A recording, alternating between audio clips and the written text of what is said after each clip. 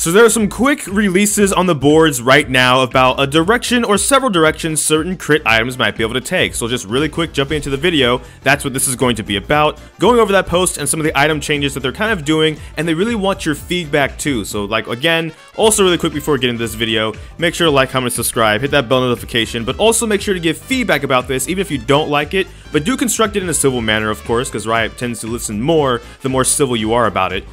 With that being said, let's get into the post. I'm just going to read it verbatim. Here we go. Crit item explorations. Hi everyone.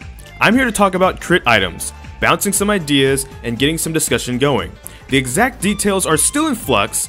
Don't want to get caught up on this number is too big, too small. Feedback still welcome. But I'm curious to see what you all think and are excited about, either in this post or not, as well as general thoughts.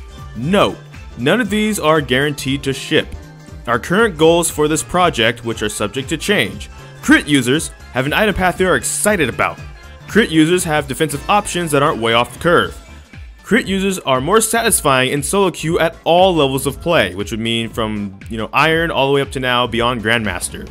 So, we're considering some potential directions, see below. Direction 1 is more known, Direction 2 is a bit more adventurous, and at the end there are a few ideas that can go in either pitch. Let me know what you think either in thread or on Twitter at Riot Froxion? I'm probably sure I pronounced that wrong, I'm sorry. I'll be around to answer questions and participate in discussion for a bit. So the first one is good old Infinity Edge. Direction 1 is a reversion. So pretty much it built out of a BF sword and a pickaxe. It costs 3,400 gold, but it would give you 70 attack damage, and it would now give you critical strike on its own, a whole 40% crit chance on its own, increases critical strike bonus damage by a fair and balanced amount. So they probably don't have an exact number in there because they don't really want you to focus on the numbers too much, just the idea of basically what if we kind of revert Infinity Edge, just about. But a second direction for Infinity Edge, in which case it's one of the most, if not the most expensive item in the game, and it also though however builds out of a Zeal and Energized changes, it would work like this. It'd have 80 attack damage, 30% attack speed, 5% move speed actually, which would kind of be nice on more mobile crit champions like a Jinx. And a unique passive increases crit chance by 50% and critical strike bonus damage by a fair and balanced amount. But that's not all. What about the Zeal items? When it comes to the Zeal items, they would go to being 2,800 gold, but they pretty much would go back to giving 25% crit chance on all of the items. So if you look at Rapid Fire Cannon, 30% attack speed, 25% critical chance, 10% move speed, and the passive, of course, moving will make it energized attacked. The energized attack will deal 80 bonus magic damage on hit, and your energized attacks gain 35% bonus range and are guaranteed 25% faster. So it's basically, for the most part, it's like, what if we gave the Zeal items back, instead of going back and forth like 15 or 20 or even making them more than that, we'll just get them all at 35, or 25 I should say, I can't read, I'm sorry. And see where we go from there. So static shift, same thing, 25% chance Zeal item, 50% attack speed, 25% crit chance, 5% move speed, and it basically works the same. Now what's flexible and where we get to like the newer, spicier stuff, if you will, is Hex Drinker, for example. Now building out of a dagger and a stopwatch. Which, as you know, stopwatch can build into things right now like Guardian's Angel and Sonya's Hourglass, but what if you could also build it into Hex Drinker? Because, mage is in the bottom lane. If you're playing a crit 80 carry and you're going against a mage, you might want, like a Hex Drinker or something earlier, but you don't really feel like it would be worth getting, or it would deviate you and like put you behind your power curve even more because of how expensive the other items are supposed to be. So what they decided to do, if we scroll down a little bit more, is they decided, well, what if Hex Drinker with a Zeal item built into Phantom Dancer? So that way, if you're a crit 80 carry, you were going to get a Zeal item anyway, you could also go that route where it's like, hey, got bullied a little bit by like a Cassiopeia or Ryze or Ziggs, I can still build this though early and then build it into a Zeal item, which I'm going to need. Phantom Dancer, which will give you 20 actually attack damage as well, because the Hex Drinker has some damage on it, 30% attack speed, 30% crit chance, 5% move speed, and upon taking damage that will reduce health below 30%, grant a shield that absorbs 280 damage and grants 40% decay move speed for 5 seconds. So basically what it wouldn't do is kind of what the one on live does for those, the rare few I guess that build it, or I guess Yasuo, where it's like, it gives you kind of like the duelist passive. So it doesn't really do that anymore, it looks like. Of course it's experimental, so it's not shipped, and you can give feedback if you would like, hey, could we rather have that instead, or something like that. That'd be an example. We go down to Essence Reaver. If you build out a BF sword, the Thor's I just call it Thor's hammer because it's better. And then, yeah, I don't really. Ooh, what is that? Is that a mana crystal? Probably. Anyways, it costs 3,000 gold, gave you 75% attack damage, 20% cooldown reduction, and 300 mana. And it pretty much also worked a bit the same too. Stormrazor, meanwhile, energized Stormrazor.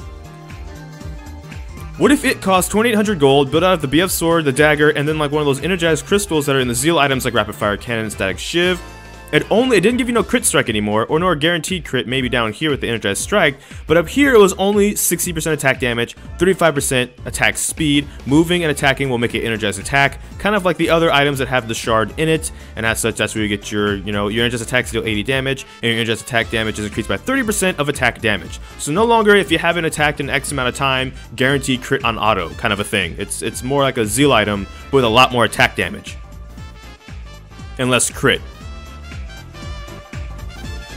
There's the multi-proc Stormrazor, which is BF sword, 2 daggers, and the attack speed dagger as well. Still 60 attack damage, 35% attack speed, gain a charge of Storm's Edge every 10 seconds, and basically your next basic attack against champion deals 30 to 80 damage and grants 40% decay movement speed for half a second. So pretty much down with the current Stormrazor, in with the new Stormrazor, which works more like a Zeal item, like I said. Buffed Last Whisper, which still costs 1,300 gold, builds out of just 2, daggers, which means the combined cost left would still be about, what, 600 and... just 600? Yeah, just 600, my bad. I'm bad at math. Anyways, however, Last Whisper, 20 attack damage, and Last Whisper would do 20% armor penetration, just period. Not bonus armor, just armor period. Whatever armor you have, you would do 20% penetration. So of course, as we mentioned with, Hex Drinker earlier, we gotta talk about Maw of Mortius. So what if Maw of Mortius built out of the, Hex Drinker, Thor's Hammer, and the, that's not Nimbus Cloak, or is this Nimbus Cloak and that's the upgraded one? Maybe it is. I don't build this enough because I'm a bad player and probably should against magic stuff more often, but whatever. Don't judge me, please. Anyways, because this builds out of, the stopwatch now, I'll probably have to mention this as well as then go down here. 3,250 gold, 60 attack damage, 40 magic resist, 10% cooldown reduction, and then the passive lifeline. And that's kind of it for this post. So in the discussion below, there's probably comments. I could probably read them, but it's the boards, and the boards, it's even worse than Reddit, so no thank you. But in general, again, try to construct your feedback in a civil way. When I say civil, it doesn't mean you have to be like super nice and like overdo it, but like, if you can, leave out curse words. That helps, because we are dealing with people who we then do also want to hopefully listen to our feedback. So a good idea might be to kind of treat them with like a little bit of respect at least. But on a more serious note, because most of the people that watch my videos already are to me, it's why I like you guys. Thank you so much for your continued support as always. But in general, they're doing this to also have a discussion about these changes. Not like this is the guaranteed changes, if you don't like them, too bad, this is what's shipping. It's more about like, well, if these are the ideas we have, while it's not 9.1 or 9.2, whenever the crit item changes are going to hit the PvE, what do you think about this so far? And then we can go with a certain direction that we think people like.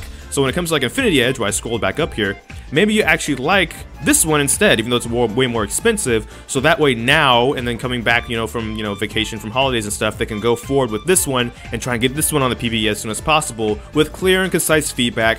The way I would say it, and usually how I usually get feedback from writers when I talk to them, try and kind of break it down. You don't want to make it super short, but try and break it down to, what do you feel the problem is? What do you feel are like the drawbacks because of this problem, and what do you feel are possible solutions? But don't present that in a way that it's like 100% factual, they're wrong, you're right kind of a thing. Try and present it in a way where it can be up for debate, but also what, from your perspective, you think the issues are. That will probably get you the best chance of getting not only your feedback in, but also listened to and getting responses back. It's why Spider Axe is actually pretty cool way up here. Yeah, you should also go follow Spider Axe, even though this wasn't from them. You should just follow them, period, because they're an example of somebody who does that quite well, and that's why they get a lot of attention. So that's all for this video.